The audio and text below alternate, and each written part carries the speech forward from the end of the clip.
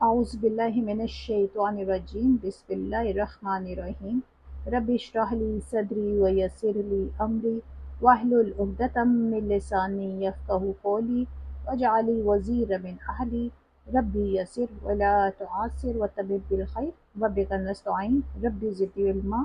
अस्सलामु अलैकुम व रहमतुल्लाहि व बरकातुहू। आज इंशाअल्लाह हम पारा 12 की ट्रांसलेशन करेंगे। बिस्मिल्लाहिर रहमानिर रहीम। ज़मीन में चलने वाला कोई जानदार ऐसा नहीं है जिसका रिस्क अल्लाह के ज़िम्मे ना हो और जिसके मुतालिक वो ना जानता हो कि कहाँ वो रहता है और कहाँ वो सौंपा जाता है। सब कुछ एक साफ दफ्तर में दर्ज है। और वही है जिसने आसमान और ज़मीन को 6 दिनों में पैदा किया, जबकि इससे पहले उसका अर्श पानी पर था, ताकि तुमको आजमा कर देखे तुम में कौन बेहतर अमल करने वाला है। अब अगर ए मोहम्मद सल्लल्लाहु अलैहि वसल्लम तुम कहते हो कि लोगों मरने के बाद तुम दोबारा उठाए जाओगे, तो मुनकरीन फ़ौरन बोल उठते हैं कि ये तो सरी जादूगरी है। और अगर हम एक ख़ास मुद्दत तक उनकी सज़ा को टालते हैं तो वो कहने लगते हैं कि आखिर किस चीज़ ने उसे रोक रखा है। सुनो, जिस रोज़ उस सज़ा का वक्त आ गया तो वो किसी के फेरे ना फिर सकेगा और वही चीज़ उनको आ घेरेगी जिसका वो मजाक उड़ा रहे हैं। अगर कभी हम इंसान को अपनी रहमत से नवाजने के बाद फिर उससे महरूम कर देते हैं तो वो मायूस होता है और नाशुक्री करने लगता है। और अगर उस मुसीबत के बाद जो उस पर आई थी हम उसे नेमत का मज़ा चखाते हैं तो कहता है मेरे तो सारे दले दर पार हो गए। फिर वो फूला नहीं समाता और अकड़ने लगता है। इस ऐप से पाक अगर कोई है तो बस वो लोग जो सब्र करने वाले और नेकूकार हैं, और वही हैं जिनके लिए दरगुजर भी है और बड़ा अजर भी। तो ए पैगंबर सल्लल्लाहु अलैहि वसल्लम, कहीं ऐसा ना हो कि तुम इन चीज़ों में से किसी चीज़ को बयान करने से छोड़ दो जो तुम्हारी तरफ वही की जा रही है। और इस बात पर दिल तंग होकर वो कहेंगे इस शख्स पर कोई ख़जाना क्यों न उतारा गया, या ये कि उसके साथ कोई फरिश्ता क्यों ना आया। तुम तो महज खबरदार करने वाले हो, आगे हर चीज़ का हवालादार अल्लाह है। क्या ये कहते हैं कि पैगंबर सल्लल्लाहु अलैहि वसल्लम ने ये किताब खुद घड़ ली है? कहो अच्छा ये बात है तो उस जैसी घड़ी हुई 10 सूरतें तो बना लो और अल्लाह के सिवा और जो जो तुम्हारे माबूद हैं उनको मदद के लिए बुला सकते हो तो बुला लो, अगर तुम उन्हें माबूद समझने में सच्चे हो। अब अगर वह तुम्हारे माबूद तुम्हारी मदद को नहीं पहुँचते तो जान लो कि यह अल्लाह के इल्म से नाजिल हुई है और ये कि अल्लाह के सिवा कोई हकीकी माबूद नहीं है। फिर क्या तुम इस अमर हक के आगे सरे तस्लीम खम करते हो? जो लोग बस इसी दुनिया की ज़िंदगी और इसकी खुशनुमाइयों के तालिब होते हैं, उनकी कारगुजारी का सारा फल हम यहीं उनको दे देते हैं और इसमें से उनके साथ कोई कमी नहीं की जाती। मगर आखिरत में ऐसे लोगों के लिए आग के सिवा कुछ नहीं है। वहाँ मालूम हो जाएगा कि जो कुछ उन्होंने दुनिया में बनाया वो सब मलिया मेट हो गया और अब उनका सारा किया धर्म महज बातिल है। फिर भला वो शख्स जो अपने रब की तरफ से एक साफ शहादत रखता है, उसके बाद एक गवाह भी परवरदिगार की तरफ से इस शहादत की तायद पे आ गया और पहले मूसा अलैहिस्सलाम की किताब रहनुमा और रहमत के तौर पर आई हुई भी मौजूद थी, क्या वो भी दुनिया परस्तों की तरह से इनकार कर सकता है? ऐसे लोग तो इस पर ईमान ही लाएंगे और इंसानी ग्रोह में से जो कोई इसका इनकार करे तो उसके लिए जिस जगह का वादा है वो दोज़ख है। बस ए पैगंबर सल्लल्लाहु अलैहि वसल्लम, तुम इस चीज़ की तरफ से किसी शक में न पड़ना, ये हक है तुम्हारे रब की तरफ से। मगर अक्सर लोग नहीं मानते। और उस शख्स से बढ़कर जालिम और कौन होगा जो अल्लाह पर झूठ घड़े। ऐसे लोग अपने रब के हजूर पेश होंगे और गवाह शहादत देंगे कि ये हैं वो लोग जिन्होंने अपने रब पर झूठ घड़ा था। सुनो, खुदा की लानत है जालिमों पर, उन जालिमों पर जो खुदा के रास्ते से लोगों को रोकते हैं, उसके रास्ते को टेढ़ा करना चाहते हैं और आखिरत का इनकार करते हैं। वो ज़मीन में अल्लाह को बेबस करने वाले ना थे और ना अल्लाह के मुकाबले में कोई उनका हामी था। उन्हें अब दोहरा अजाब दिया जाएगा। वो ना किसी की सुन ही सकते थे और ना खुद ही उन्हें कुछ सूझता था। ये वो लोग हैं जिन्होंने अपने आप को खुद घाटे में डाला और वो सब कुछ उनसे खोया गया जो उन्होंने घड़ रखा था। नागुज़ीर है कि वही आखिरत में सबसे बढ़कर घाटे में रहे वो लोग जो ईमान लाए और जिन्होंने नेक अमल किए और अपने रब ही के होकर रहे, तो यकीनन वो जन्नती लोग हैं और जन्नत में वो हमेशा रहेंगे। इन दोनों फरीकों की मिसाल ऐसी है जैसे एक आदमी तो हो अंधा बहरा और दूसरा हो देखने और सुनने वाला। क्या ये दोनों यकसां हो सकते हैं? क्या तुम इस मिसाल से कोई सबक नहीं लेते? اور ایسے ہی حالات تھے جب ہم نے نوح علیہ السلام کو اس کی قوم کی طرف بھیجا تھا۔ اس نے کہا میں تم لوگوں کو صاف صاف خبردار کرتا ہوں کہ اللہ کے سوا کسی کی بندگی نہ کرو، ورنہ مجھے اندیشہ ہے کہ تم پر ایک روز دردناک عذاب آئے گا۔ جو آپ نے اس کی قوم کے سردار جنہوں نے اس کی بات ماننے سے انکار کیا تھا بولے، ہماری نظر میں تو تم اس کے سوا کچھ بھی نہیں کہ بس ایک انسان ہو ہم جیسے، اور ہم دیکھ رہے ہیں کہ ہماری قوم میں بس ان لوگوں نے جو ہمارے ہاں اراذل تھے بے سوچے سمجھے تمہاری پیروی اختیار کر لی ہے، اور ہم کوئی چیز بھی ایسی نہیں پاتے جس میں تم لوگ ہم سے کچھ بڑے ہوئے ہو، بلکہ ہم تو تمہیں جھوٹا سمجھتے ہیں۔ اس نے کہا اے برادران قوم، ذرا سوچو تو صحیح کہ اگر میں اپنے رب کی طرف سے کھلی شہادت پر قائم تھا اور پھر اس نے مجھ کو اپنی خاص رحمت سے بھی نواز دیا مگر وہ تم کو نظر نہ آئی، تو آخر ہمارے پاس کیا ذریعہ ہے کہ تم ماننا نہ چاہو اور ہم زبردست اس کو تمہارے سر چپیٹ دیں؟ اور اے برادران قوم، میں اس کام پر تم سے کوئی مال نہیں مانگتا، میرا اجر تو اللہ کے ذمہ ہے، اور میں ان لوگوں کو دھکے دینے سے بھی رہا جنہوں نے میری بات مانی ہے، وہ آپ ہی اپنے رب کے حضور جانے والے ہیں، مگر میں دیکھتا ہوں کہ تم لوگ جہالت برت رہے ہو۔ اور اے قوم، اگر میں ان لوگوں کو دھتکار دوں تو خدا کی پکڑ سے کون مجھے بچانے آئے گا؟ تم لوگوں کی سمجھ میں کیا اتنی بات بھی نہیں آتی؟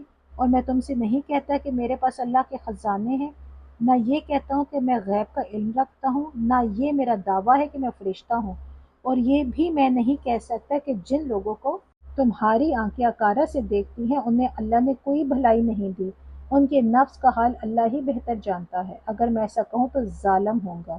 آخرکار ان لوگوں نے کہا کہ اے نوح علیہ السلام، تم نے ہم سے جھگڑا کیا اور بہت کر لیا، اب تو بس وہ عذاب لے آؤ جس کی تم ہمیں دھمکی دیتے ہو، اگر سچے ہو۔ نوح علیہ السلام نے جواب دیا وہ تو اللہ ہی لائے گا اگر چاہے گا، اور تم اتنا بل بوتا نہیں رکھتے کہ اسے روک دو۔ اب اگر میں تمہاری کچھ خیر خواہی کرنا بھی چاہوں تو میری خیر خواہی تمہیں کوئی فائدہ نہیں دے سکتی جبکہ اللہ ہی نے تمہیں بھٹکا دینے کا ارادہ کر لیا ہو۔ وہی تمہارا رب ہے اور اسی کی طرف تمہیں پلٹنا ہے۔ اے محمد صلی اللہ علیہ وآلہ وسلم، کیا یہ لوگ کہتے ہیں کہ اس شخص نے یہ سب کچھ خود گھڑ لیا ہے؟ ان سے کہو اگر میں نے یہ خود گھڑا ہے تو مجھ پر اپنے جرم کی ذمہ داری ہے، اور جو جرم تم کر رہے ہو اس کی ذمہ داری سے میں بری ہوں۔ نوح علیہ السلام پر وحی کی گئی کہ تمہاری قوم میں سے جو لوگ ایمان لا چکے بس وہ لا چکے، اب کوئی ماننے والا نہیں ہے، ان کے کرتوتوں پر غم کھانا چھوڑو اور ہماری نگرانی میں ہماری وحی کے مطابق ایک کشتی بنانی شروع کر دو، اور دیکھو جن لوگوں نے ظلم کیا ہے ان کے حق میں مجھ سے کوئی سفارش نہ کرنا، یہ سارے کے سارے اب ڈوبنے والے ہیں۔ نوح علیہ السلام کشتی بنا رہا تھا اور اس کی قوم کے سرداروں میں سے جو کوئی اس کے پاس سے گزرتا تھا وہ اس کا مذاق اڑاتا تھا۔ اس نے کہا اگر تم ہم پر ہنستے ہو تو ہم بھی تم پر ہنس رہے ہیں، عنقریب تمہیں خود معلوم ہو جائے گا کہ کس پر وہ عذاب آتا ہے جو اسے رسوا کر دے گا، اور کس پر وہ بلا ٹوٹ پڑتی ہے جو ٹالے نہ ٹلے گی، یہاں تک کہ جب ہمارا حکم آ گیا اور وہ تنور ابل پڑا تو ہم نے کہا ہر قسم کے جانوروں کا ایک ایک جوڑا کشتی میں رکھ لو، اپنے گھر والوں کو بھی، سوائے ان اشخاص کے جن کی نشاندہی پہلے کی جا چکی ہے، اس میں سوار کرا دو، اور ان لوگوں کو بھی بٹھا لو جو ایمان لائے ہیں، اور تھوڑے ہی لوگ تھے جو نوح علیہ السلام کے ساتھ ایمان لائے تھے۔ نوح علیہ السلام نے کہا سوار ہو جاؤ اس میں، اللہ ہی کے نام سے ہے اس کا چلنا بھی اور اس کا ٹھہرنا بھی، میرا رب بڑا غفور الرحیم ہے۔ کشتی ان لوگوں کو لیے چلی جا رہی تھی اور ایک ایک موج پہاڑ کی طرف اٹھ رہی تھی۔ نوح علیہ السلام کا بیٹا دور فاصلے پر تھا۔ نوح علیہ السلام نے پکار کر کہا بیٹا ہمارے ساتھ سوار ہو جا، کافروں کے ساتھ نہ رہ۔ اس نے پلٹ کر جواب دیا میں ابھی ایک پہاڑ پر چڑھا جاتا ہوں جو مجھے پانی سے بچا لے گا۔ نوح علیہ السلام نے کہا آج کوئی چیز اللہ کے حکم سے بچانے والی نہیں ہے سوائے اس کے کہ اللہ ہی کسی پر رحم فرمائے۔ اتنے میں ایک موج دونوں کے درمیان حائل ہو گئی اور وہ بھی ڈوبنے والوں میں شامل ہو گیا۔ حکم ہوا اے زمین اپنا سارا پانی نگل جا اور اے آسمان رک جا، چنانچہ پانی زمین میں بیٹھ گیا، فیصلہ چکا دیا گیا، کشتی جودی پر ٹک گئی اور کہہ دیا گیا کہ دور ہوئی ظالموں کی قوم۔ نوح علیہ السلام نے اپنے رب کو پکارا، کہا اے رب میرا بیٹا میرے گھر والوں میں سے اور تیرا وعدہ سچا اور تو سب حاکموں سے بڑا اور بہتر حاکم ہے۔ جواب میں ارشاد ہوا اے نوح علیہ السلام وہ تیرے گھر والوں میں سے نہیں تھا، وہ تو ایک بگڑا ہوا کام ہے، لہٰذا تو اس بات کی مجھ سے درخواست نہ کر جس کی حقیقت تو نہیں جانتا، میں تجھے نصیحت کرتا ہوں کہ اپنے آپ کو جاہلوں کی طرح نہ بنا لے۔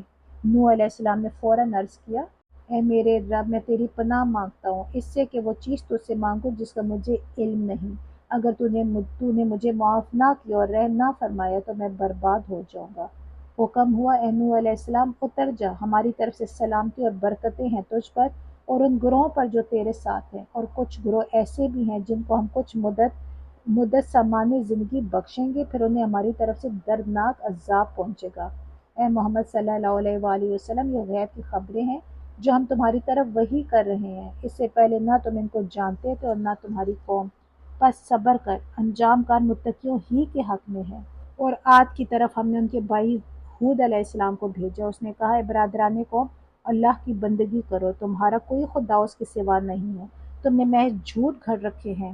اے برادران قوم، اس کام پر میں تم سے کوئی اجر نہیں چاہتا، میرا اجر تو اس کے ذمہ ہے جس نے مجھے پیدا کیا ہے۔ کیا تم عقل سے ذرا کام نہیں لیتے؟ اور اے میری قوم کے لوگوں، اپنے رب سے معافی چاہو، پھر اس کی طرف پلٹو، وہ تم پر آسمان کی دہانیں کھول دے گا اور تمہاری موجودہ قوت پر مزید قوت کا اضافہ کرے گا۔ مجرموں کی طرح منہ نہ پھیرو۔ انہوں نے جواب دیا اے ہود علیہ السلام، تو ہمارے پاس کوئی صریح شہادت لے کر نہیں آیا ہے، اور تیرے کہنے سے ہم اپنے معبودوں کو نہیں چھوڑ سکتے، اور تجھ پر ہم ایمان لانے والے نہیں ہیں۔ ہم تو یہ سمجھتے ہیں کہ تیرے اوپر ہمارے معبودوں میں سے کسی کی مار پڑ گئی ہے۔ ہود علیہ السلام نے کہا میں اللہ کی شہادت پیش کرتا ہوں اور تم گواہ رہو کہ یہ جو اللہ کے سوا دوسروں کو تم نے خدائی میں شریک ٹھہرا رکھا ہے، اس سے میں بیزار ہوں۔ تم سب کے سب مل کر میرے خلاف اپنی کرنی میں کوئی کسر نہ اٹھا رکھو اور مجھے ذرا مہلت نہ دو۔ میرا بھروسہ اللہ پر ہے جو میرا رب بھی ہے اور تمہارا رب بھی۔ کوئی جاندار ایسا نہیں جس کی چوٹی اس کے ہاتھ میں نہ ہو۔ بے شک میرا رب سیدھی راہ پر ہے، اگر تم منہ پھیرتے ہو تو پھیر لو۔ جو پیغام دے کر میں تمہارے پاس بھیجا گیا تھا وہ میں تم کو پہنچا چکا ہوں۔ اب میرا رب تمہاری جگہ دوسری قوم کو اٹھائے گا اور تم اس کا کچھ نہ بگاڑ سکو گے، یقیناً میرا رب ہر چیز پر نگراں ہے۔ پھر جب ہمارا حکم آ گیا تو ہم نے اپنی رحمت سے ہود علیہ السلام کو اور ان لوگوں کو جو اس کے ساتھ ایمان لائے تھے نجات دے دی اور ایک سخت عذاب سے انہیں بچا لیا۔ یہ ہے عاد، اپنے رب کی آیات سے انہوں نے انکار کیا، اس کے رسولوں کی بات نہ مانی اور ہر جبار دشمن حق کی پیروی کرتے رہے۔ آخرکار اس دنیا میں بھی ان پر پھٹکار پڑی اور قیامت کے روز بھی۔ سنو، عاد نے اپنے رب سے کفر کیا، سنو، دور پھینک دیے گئے عاد، ہود علیہ السلام کی قوم کے لوگ۔ اور سمود کی طرف ہم نے ان کے بھائی صالح علیہ السلام کو بھیجا، اس نے کہا اے میری قوم کے لوگوں، اللہ کی بندگی کرو، اس کے سوا تمہارا کوئی خدا نہیں، وہی ہے جس نے تم کو زمین سے پیدا کیا اور یہاں تم کو بسایا ہے، لہٰذا تم اس سے معافی چاہو اور اس کی طرف پلٹ آؤ، یقیناً میرا رب قریب ہے اور دعاؤں کا جواب دینے والا ہے۔ انہوں نے کہا اے صالح علیہ السلام، اس سے پہلے تو ہمارے درمیان ایسا شخص تھا جس سے بڑی توقعات وابستہ تھیں، کیا تو ہمیں ان معبودوں کی پرستش سے روکنا چاہتا ہے جس کی پرستش ہمارے باپ دادا کرتے تھے؟ تو جس طریقے کی طرف ہمیں بلا رہا ہے اس کے بارے میں ہم کو سخت شبہ ہے، جس نے ہمیں خلجان میں ڈال رکھا ہے۔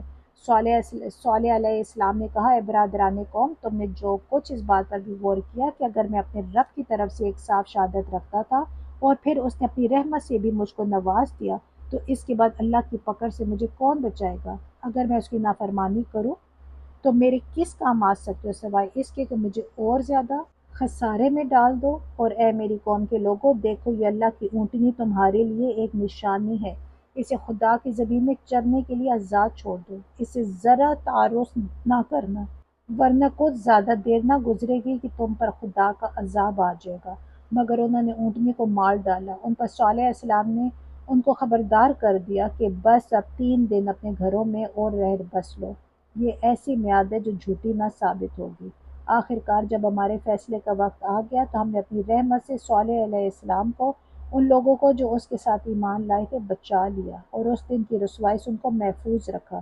بے شک تیرا رب بھی دراصل طاقتور اور بالادست ہے۔ رہے وہ لوگ جنہوں نے ظلم کیا تھا تو ایک سخت دھماکے نے ان کو دھر لیا اور وہ اپنی بستیوں میں اس طرح بے حس و حرکت پڑے کہ پڑے رہ گئے گویا وہاں کبھی بسے ہی نہ تھے۔ سنو، سمود نے اپنے رب سے کفر کیا، سنو، دور پھینک دیے گئے سمود۔ اور دیکھو ابراہیم علیہ السلام کے پاس ہمارے فرشتے خوشخبری لیے ہوئے پہنچے، کہا تم پر سلام ہو۔ ابراہیم علیہ السلام نے جواب دیا تم پر بھی سلام ہو۔ پھر کچھ دیر نہ گزری کہ ابراہیم علیہ السلام نے ایک بھنا ہوا بچڑا ان کی ضیافت کے لیے لے آیا، مگر جب دیکھا کہ ان کے ہاتھ کھانے پر نہیں بڑھتے تو وہ ان سے مشتبہ ہو گیا اور دل میں ان سے خوف محسوس کرنے لگا۔ انہوں نے کہا ڈرو نہیں، ہم تو لوط علیہ السلام کی قوم کی طرف بھیجے گئے ہیں۔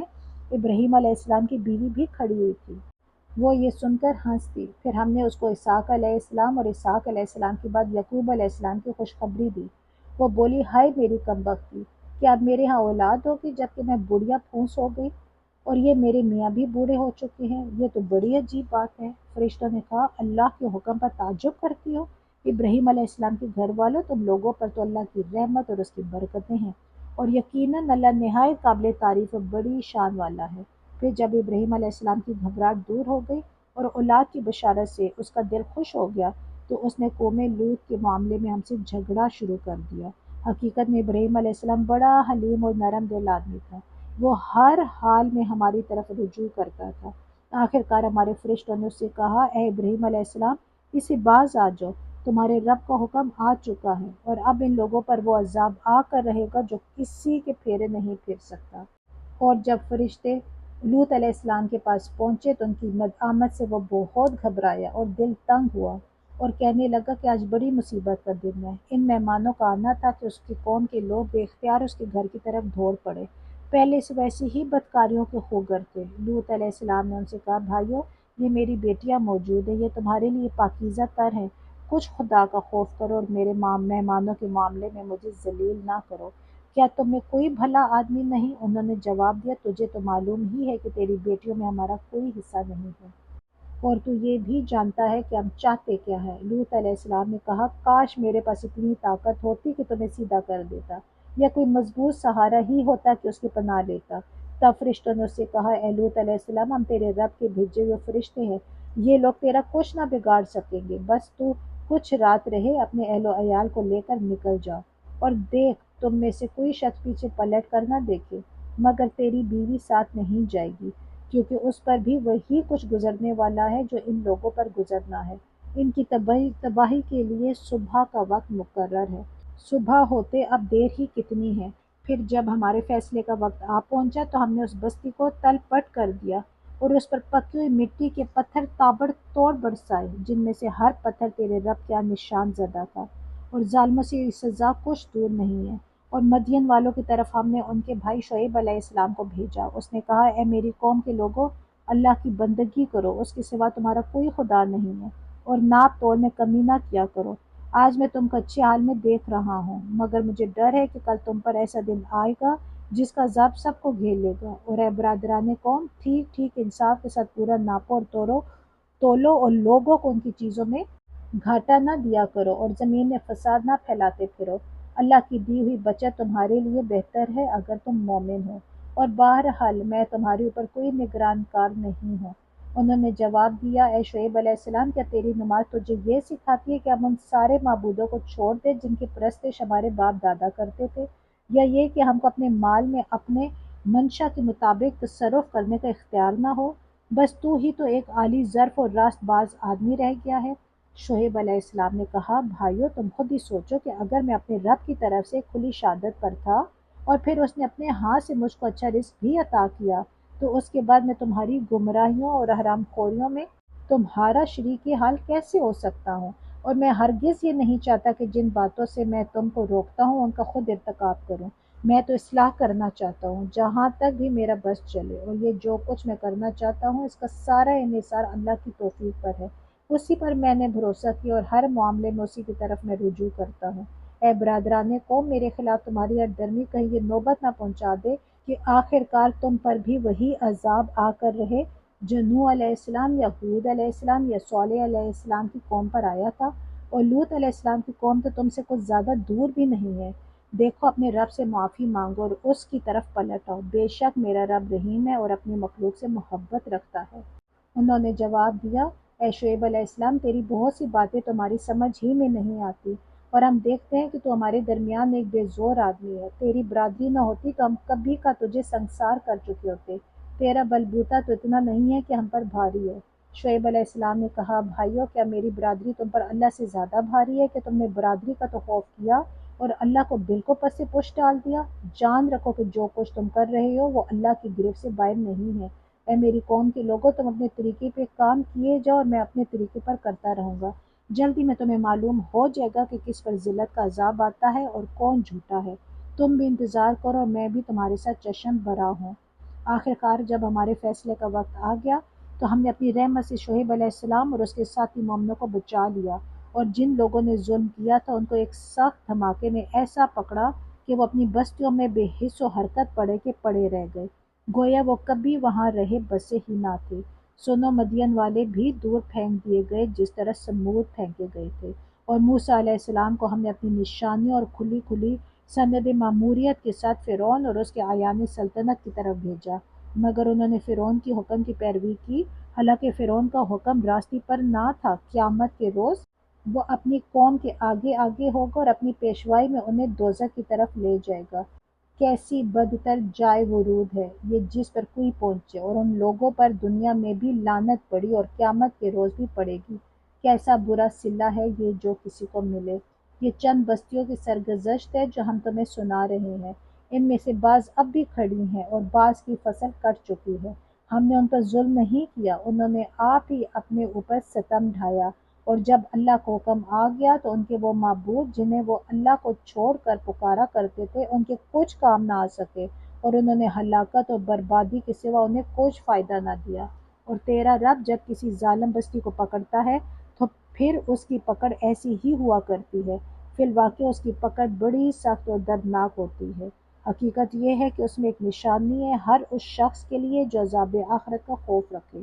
وہ ایک دن ہوگا جس میں سب لوگ جمع ہوں گے، اور پھر جو کچھ بھی اس روز ہوگا سب کی آنکھوں کے سامنے ہوگا۔ ہم اس کے لانے میں کچھ بہت زیادہ تاخیر نہیں کر رہے ہیں، بس ایک گنی چنی مدت اس کے لیے مقرر ہے۔ جب وہ آئے گا تو کسی کو بات کرنے کی مجال نہ ہوگی، الا یہ کہ خدا کی اجازت سے کچھ عرض کرے۔ پھر کچھ لوگ اس روز بدبخت ہوں گے اور کچھ نیک بخت۔ جو بدبخت ہوں گے وہ دوزخ پہ جائیں گے جہاں گرمی اور پیاس کی شدت سے وہ ہانپیں گے اور پھنکارے ماریں گے، اور اسی حالت میں وہ ہمیشہ رہیں گے جب تک کہ زمین و آسمان قائم ہیں، الا یہ کہ تیرا رب کچھ اور چاہے۔ بے شک تیرا رب پورا اختیار رکھتا ہے کہ جو چاہے کرے۔ رہے وہ لوگ جو نیک بخت نکلیں گے تو وہ جنت میں جائیں گے اور وہ ہمیشہ رہیں گے جب تک زمین اور آسمان قائم ہے، الا یہ کہ تیرا رب کچھ اور چاہے۔ ایسی بخشش ان کو ملے گی جس کا سلسلہ کبھی منقطع نہ ہوگا۔ پس اے نبی صلی اللہ علیہ وآلہ وسلم تم ان معبودوں کی طرف سے کسی شک میں نہ رہ جن کی یہ لوگ عبادت کر رہے ہیں، یہ تو بس لکیر کے فقیر بنے ہوئے اسی طرح پوجا پاٹ کیے جا رہے ہیں جس طرح پہلے ان کے باپ دادا کرتے تھے، اور ہم ان کا حصہ انہیں بھرپور دیں گے بغیر اس کے کہ اس میں کچھ کاٹ کسر ہو۔ ہم اس سے پہلے موسیٰ علیہ السلام کو بھی کتاب دے چکے ہیں اور اس کے بارے میں بھی اختلاف کیا گیا تھا، جس طرح آج اس کتاب کے بارے میں کیا جا رہا ہے جو تمہیں دی گئی ہے۔ اگر تیرے رب کی طرف سے ایک بات پہلے ہی طے نہ کر دی گئی ہوتی تو ان اختلاف کرنے والوں کے درمیان کبھی کا فیصلہ چکا دیا گیا ہوتا۔ یہ واقعہ ہے کہ یہ لوگ اس کی طرف سے شک اور خلجان میں پڑے ہوئے ہیں، اور یہ بھی واقعہ ہے کہ تیرا رب انہیں ان کے اعمال کا پورا بدلہ دے کر رہے گا، یقیناً وہ ان کی سب حرکتوں سے باخبر ہے۔ پس اے محمد صلی اللہ علیہ وآلہ وسلم تم اور تمہارے وہ ساتھی جو کفر و بغاوت سے ایمان و طاعت کی طرف پلٹ آئے ہیں، ٹھیک ٹھیک راہ راست پر ثابت قدم رہو جیسا کہ تمہیں حکم دیا گیا ہے، اور بندگی کی حد سے تجاوز نہ کرو۔ جو کچھ تم کر رہے ہو اس پر تمہارا رب نگاہ رکھتا ہے۔ ان ظالموں کی طرف ذرا نہ جھکنا ورنہ جہنم کی لپیٹ میں آ جاؤ گے، اور تمہیں کوئی ایسا ولی اور سرپرست نہ ملے گا جو خدا سے تمہیں بچا سکے، اور کہیں سے تم کو مدد نہ پہنچے گی۔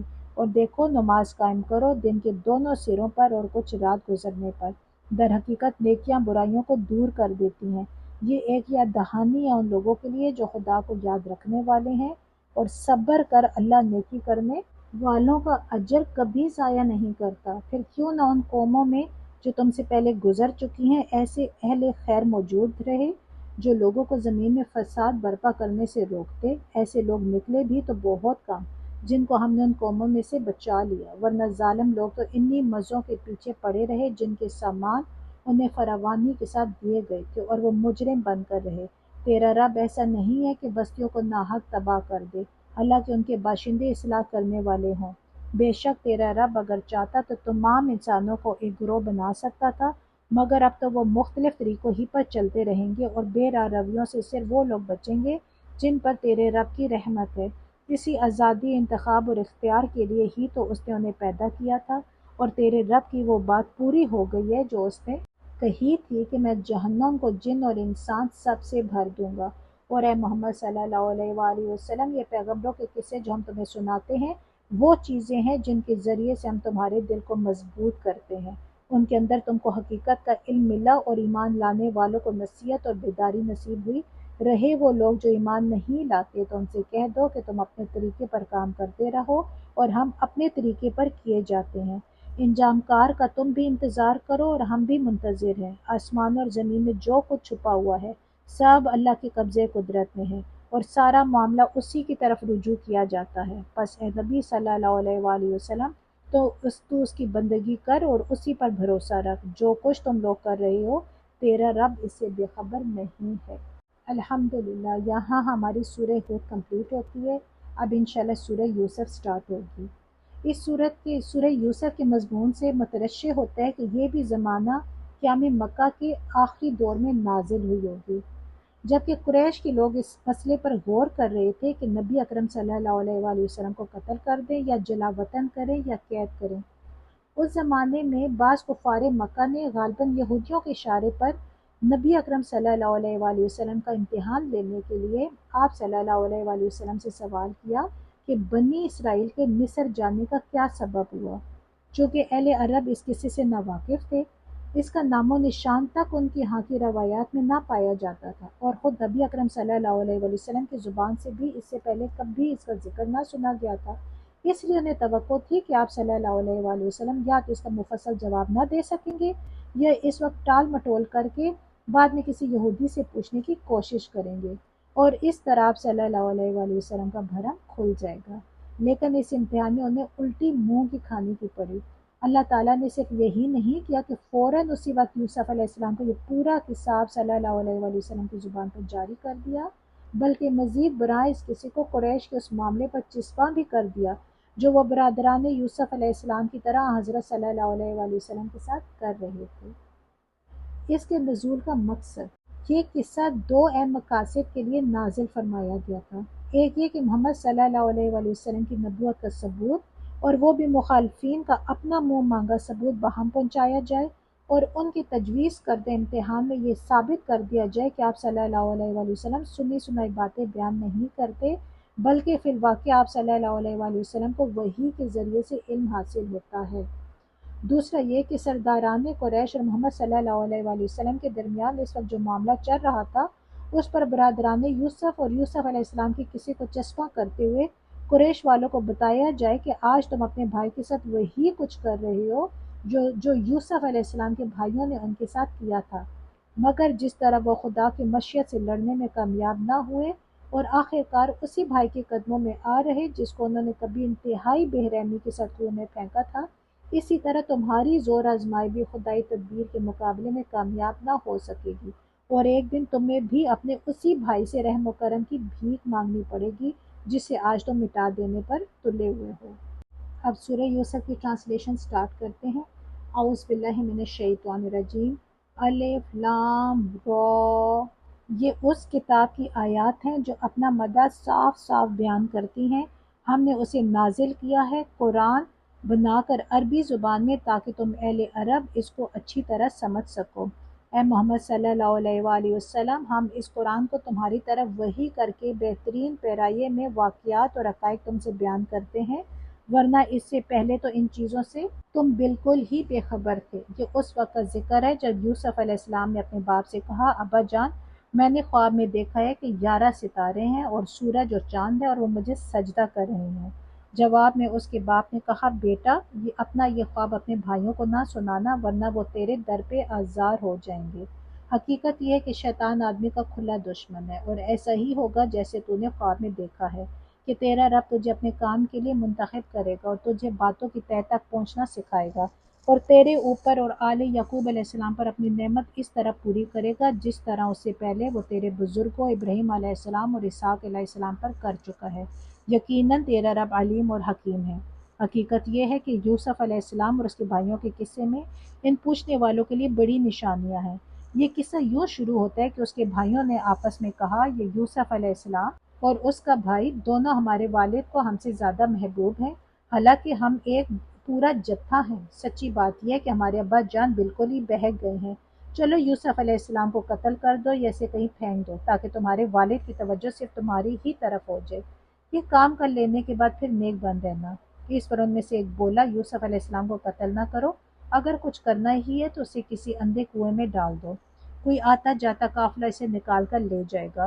اس قرارداد پر انہوں نے جا کر اپنے باپ سے کہا، ابا جان کیا بات ہے کہ آپ یوسف علیہ السلام کے معاملے میں ہم پر بھروسہ نہیں کرتے، حالانکہ ہم اس کے سچے خیر خواہ ہیں، کل اسے ہمارے ساتھ بھیج دیجیے، کچھ چر چگ لے گا اور کھیل کود سے بھی دل بہلائے گا، ہم اس کی حفاظت کو موجود ہیں۔ باپ نے کہا، تمہارے اسے لے جانا مجھے شاق گزرتا ہے اور مجھ کو اندیشہ ہے کہ کہیں اسے بھیڑیا نہ پھاڑ کھائے جبکہ تم اسے غافل ہو۔ انہوں نے جواب دیا، اگر ہمارے ہوتے اسے بھیڑیے نے کھا لیا جبکہ ہم ایک جتھا ہیں تب تو ہم بڑے ہی نکمے ہوں گے۔ اس طرح اصرار کر کے جب اسے لے گئے اور انہوں نے طے کر لیا کہ اسے ایک اندھے کنویں میں چھوڑ دیں، تو ہم نے یوسف علیہ السلام کو وحی کی کہ ایک وقت آئے گا جب تو ان لوگوں کو ان کی یہ حرکت جتائے گا، یہ اپنے فعل کے نتائج سے بے خبر ہیں۔ شام کو وہ روتے پیٹتے اپنے باپ کے پاس آئے اور کہا، ابا جان ہم دھوڑ کا مقابلہ کرنے میں لگ گئے تھے اور یوسف علیہ السلام کو ہم نے اپنے سامان کے پاس چھوڑ دیا تھا کہ اتنے میں ایک بھیڑیا آ کر اسے کھا گیا۔ آپ ہماری بات کا یقین نہ کریں گے چاہے ہم سچے ہی ہوں۔ اور وہ یوسف علیہ السلام کی قمیص پر جھوٹ موٹ کا خون لگا کر لے آئے تھے۔ یہ سن کر ان کے باپ نے کہا، بلکہ تمہارے نفس نے تمہارے لیے ایک بڑے کام کو آسان بنا دیا۔ اچھا صبر کروں گا اور بخوبی کروں گا، جو بات تم بنا رہے ہو اس پر اللہ ہی سے مدد مانگی جا سکتی ہے۔ ادھر ایک قافلہ آیا اور اس نے اپنے سکے کو پانی لانے کے لیے بھیجا، سکے نے جو کنویں میں ڈول ڈالا تو یوسف علیہ السلام کو دیکھ کر پکار اٹھا، مبارک ہو، یہاں تو ایک لڑکا ہے۔ ان لوگوں نے اس کو مال تجارت سمجھ کر چھپا لیا، حالانکہ جو کچھ وہ کر رہے تھے خدا اس سے باخبر تھا۔ آخر کار انہوں نے اس کو تھوڑی سی قیمت پر چند درہموں کے عوض بیچ ڈالا، اور وہ اس کی قیمت کے معاملے میں کچھ زیادہ کے امیدوار نہ تھے۔ مصر کے جس شخص نے اسے خریدا اس نے اپنی بیوی سے کہا، اس کو اچھی طرح سے رکھنا، بعید نہیں کہ یہ ہمارے لیے مفید ثابت ہو یا ہم اسے بیٹا بنا لیں۔ اس طرح ہم نے یوسف علیہ السلام کے لیے اس سرزمین میں قدم جمانے کی صورت نکالی اور اسے معاملہ فہمی کی تعلیم دینے کا انتظام کیا۔ اللہ اپنا کام کر کے رہتا ہے مگر اکثر لوگ جانتے نہیں ہیں۔ اور جب وہ اپنی پوری جوانی کو پہنچا تو ہم نے اسے قوت فیصلہ اور علم عطا کیا۔ اس طرح ہم نیک لوگوں کو جزا دیتے ہیں۔ جس عورت کے گھر میں وہ تھا وہ اس پر ڈورے ڈالنے لگی اور ایک روز دروازے بند کر کے بولی، آ جا۔ یوسف علیہ السلام نے کہا، خدا کی پناہ، میرے رب نے تو مجھے اچھی منزلت بخشی اور میں یہ کام کروں، ایسے ظالم کبھی فلاح نہیں پایا کرتے۔ وہ اس کی طرف بڑھی اور یوسف علیہ السلام بھی اس کی طرف بڑھتا اگر اپنے رب کی برہان نہ دیکھ لیتا۔ ایسا ہوا تاکہ ہم اسے بدی اور بے حیائی کو دور کر دیں، در حقیقت وہ ہمارے چنے ہوئے بندوں میں سے تھا۔ آخر کار یوسف علیہ السلام اور وہ آگے پیچھے دروازے کی طرف بھاگے اور اس نے پیچھے سے یوسف علیہ السلام کا قمیص کھینچ کر پھاڑ دیا۔ دروازے پر دونوں نے اس کے شوہر کو موجود پایا۔ اسے دیکھتی عورت کہنے لگی، کیا سزا ہے اس شخص کی جو تیرے گھر والی پر نیت خراب کرے؟ اس کی سوا اور کیا سزا ہو سکتی ہے کہ وہ قید کیا جائے یا اسے سخت عذاب دیا جائے؟ یوسف علیہ السلام نے کہا، یہی مجھے پھانسنے کی کوشش کر رہی تھی۔ اس عورت نے اپنے کنبہ والوں میں سے ایک شخص نے کرینے کی شہادتیں پیش کی کہ اگر یوسف علیہ السلام کی قمیض آگے سے پھٹا ہو تو عورت سچی ہے اور یہ جھوٹا، اور اگر اس کا قمیض پیچھے سے پھٹا ہو تو عورت جھوٹی اور یہ سچا۔ جب شوہر نے دیکھا کہ یوسف علیہ السلام کا قمیص پیچھے سے پھٹا ہے تو اس نے کہا، یہ تو عورتوں کی چالاکیاں ہیں، واقعی ہی بڑے غضب کی ہوتی ہیں تمہاری چالیں۔ یوسف علیہ السلام اس معاملے سے درگزر کر، اور اے عورت تو اپنے قصور کی معافی مانگ، تو ہی اصل میں خطا کار تھی۔ شہر کی عورتیں آپس میں چرچا کرنے لگی کہ عزیز کی بیوی اپنے نوجوان غلام کے پیچھے پڑی ہوئی ہے، محبت نے اس کو بے قابو کر رکھا ہے، ہمارے نزدیک تو وہ سری غلطی کر رہی ہیں۔ اس نے جو ان کی یہ مکارانہ باتیں سنی تو ان کو بلاوا بھیج دی اور ان کے لیے تکیہ دار مجلس آراستہ کی اور ضیافت میں ہر ایک کے آگے ایک ایک چھری رکھ دی۔ پھر عین اس وقت جب کہ وہ پھل کاٹ کر کھا رہی تھیں، اس نے یوسف علیہ السلام کو اشارہ کیا کہ ان کے سامنے نکل آ۔ جب ان عورتوں کی نگاہ اس پر پڑی تو وہ دنگ رہ گئیں اور اپنے ہاتھ کاٹ بیٹھیں اور بے ساختہ پکار اٹھی، حاشا للہ، یہ شخص انسان نہیں ہے، یہ تو کوئی بزرگ فرشتہ ہے۔ عزیز کی بیوی نے کہا، دیکھ لیا، یہ ہے وہ شخص جس کے معاملے میں تم مجھ پر باتیں بناتی تھی۔ بے شک میں نے اسے رجھانے کی کوشش کی تھی مگر یہ بچ نکلا۔ اگر یہ میرا کہنا نہ مانے گا تو قید کیا جائے گا اور بہت ذلیل و خوار ہوگا۔ یوسف علیہ السلام نے کہا، اے میرے رب، قید مجھے منظور ہے بنسبت اس کے کہ میں وہ کام کروں جو یہ لوگ مجھ سے چاہتے ہیں۔ اگر تو نے ان کی چالوں کو مجھ سے دفع نہ کیا تو میں ان کے دام میں پھنس جاؤں گا اور جاہلوں میں شامل ہو کر رہوں گا۔ اس کے رب نے اس کی دعا قبول کی اور ان عورتوں کی چالیں سے دفع کر دی۔ بے شک وہی ہے جو سب کی سنتا اور سب کچھ جانتا ہے۔ پھر ان لوگوں کو یہ سوجی کہ ایک مدت کے لیے اسے قید کر دیں، حالانکہ وہ اس کی پاک دامنی اور خود اپنی عورتوں کے برے اتوار کی صریح نشانی دیکھ چکے تھے۔ قید خانے میں دو غلام اور بھی اس کے ساتھ داخل ہوئے۔ ایک روز ان میں سے ایک نے اس سے کہا، میں نے خواب میں دیکھا ہے کہ ایک میں شراب کشید کر رہا ہوں۔ دوسرے نے کہا، میں نے دیکھا کہ میرے سر پر روٹیاں رکھی ہیں اور پرندے ان کو کھا رہے ہیں۔ دونوں نے کہا، ہمیں اس کی تعبیر بتائیے، ہم دیکھتے ہیں کہ آپ ایک نیک آدمی ہیں۔ یوسف علیہ السلام نے کہا، یا جو کھانا تمہیں ملا کرتا ہے اس کے آنے سے پہلے میں تمہیں ان خوابوں کی تعبیر بتا دوں گا۔ یہ علم ان علوم میں سے ہے جو میرے رب نے مجھے عطا کیے ہیں۔ واقعہ یہ ہے کہ میں نے ان لوگوں کا طریقہ چھوڑ کر جو اللہ پر ایمان نہیں لاتے اور آخرت کا انکار کرتے ہیں، اپنے بزرگوں ابراہیم علیہ السلام، اسحاق علیہ السلام اور یعقوب علیہ السلام کا طریقہ اختیار کیا ہے۔ ہمارا یہ کام نہیں کہ اللہ کے ساتھ کسی کو شریک ٹھہرائیں۔ در حقیقت یہ اللہ کا فضل ہے ہم پر اور تمام انسانوں پر کہ اس نے اپنے سوا کسی کا بندہ ہمیں نہیں بنایا، مگر اکثر لوگ شکر نہیں کرتے۔ اے زندہ کے ساتھیوں، تم خود ہی سوچو کہ بہت سے متفرق رب بہتر ہے یا وہ ایک اللہ جو سب پر غالب ہے۔ اس کو چھوڑ کر تم جس کی بندگی کر رہے ہو وہ اس کے سوا کچھ نہیں کہ بس چند نام ہیں جو تم نے اور تمہارے آباء و اجداد نے رکھ لیے ہیں۔ اللہ نے ان کے لیے کوئی سند نازل نہیں کی۔ فرما روائی کا اقتدار اللہ کے سوا کسی کے لیے نہیں ہے۔ اس کا حکم ہے کہ خود اس کے سوا تم کسی کی بندگی نہ کرو۔ یہی ٹھیٹ سیدھا طریق زندگی ہے، مگر اکثر لوگ جانتے نہیں ہیں۔ اے زندہ کے ساتھیوں، تمہارے خواب کی تعبیر یہ ہے کہ تم میں سے ایک تو اپنے رب شاہ مصر کو شراب پلائے گا اور رہا دوسرا تو اسے سولی پر چڑھایا جائے گا اور پرندے اس کا سر نوچ نوچ کر کھائیں گے۔ فیصلہ ہو گیا اس بات کا جو تم پوچھ رہے تھے۔ پھر ان میں سے جس کے متعلق خیال تھا کہ وہ رہا ہو جائے گا، اسے یوسف علیہ السلام نے کہا کہ اپنے شاہ مصر سے میرا ذکر کرنا، مگر شیطان نے اسے ایسا غفلت میں ڈالا کہ وہ اپنے شاہ مصر سے اس کا ذکر کرنا بھول گیا اور یوسف علیہ السلام کئی سال قید خانے میں پڑا رہا۔ ایک روز بادشاہ نے کہا، میں نے خواب میں دیکھا کہ 7 موٹی گائیں ہیں جن کو 7 دبلی گائیں کھا رہی ہیں، اور اناج کی 7 بالیں ہری ہیں اور دوسری 7 سوکھی۔ اے اہل دربار، مجھے اس خواب کی تعبیر بتاؤ اگر تم خوابوں کا مطلب سمجھتے ہو۔ لوگوں نے کہا، یہ تو پریشان خوابوں کی باتیں ہیں اور ہم اس طرح کے خوابوں کا مطلب نہیں جانتے۔ ان 2 قیدیوں میں سے جو شخص بچ گیا تھا اور اسے ایک مدت دراز کے بعد اب بات یاد آئی، اس نے کہا، میں آپ حضرات کو اس کی تعویل بتاتا ہوں، مجھے ذرا قید خانے میں یوسف علیہ السلام کے پاس بھیج دیجیے۔ اس نے جا کر کہا، یوسف علیہ السلام، اے سراپے راستے، مجھے اس خواب کا مطلب بتا کہ 7 موٹی گائیں ہیں جن کو 7 دبلی گائیں کھا رہی ہیں اور 7 بالیں ہری ہیں اور 7 سوکھی۔ شاید کہ میں ان لوگوں کے پاس واپس جاؤں اور شاید کہ وہ جان لے کہ یوسف علیہ السلام نے کہا، 7 برس تک لگاتار تم لوگ کھیتی باڑی کرتے رہو گے، اس دوران میں جو فصلیں تم کاٹو ان میں سے بس تھوڑا سا حصہ جو تمہاری خوراک کے کام آئے نکالو اور باقی کو اس کی بالوں ہی میں رہنے دو۔ پھر 7 برس بہت سخت آئیں گے، اس زمانے میں وہ سب غلہ کھا لیا جائے گا جو تم اس وقت کے لیے جمع کرو گے، اگر کچھ بچے گا تو بس وہی جو تم نے محفوظ کر رکھا ہوگا۔ اس کے بعد پھر ایک سال ایسا آئے گا جس میں برانے رحمت سے لوگوں کی فریاد رسی کی جائے گی اور وہ رس نچوڑیں گے۔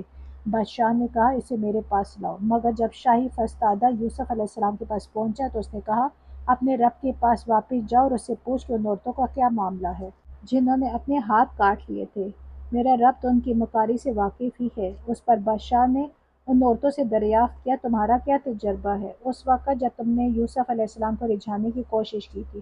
سب نے یک زبان ہو کر کہا، حاشا للہ، ہم نے تو اس میں بدی کا شائبہ تک نہ پایا۔ عزیز کی بیوی بول اٹھی، اب حق کھل چکا ہے، وہ میں ہی تھی جس نے اس کو پھسلانے کی کوشش کی تھی، بے شک وہ بالکل سچا ہے۔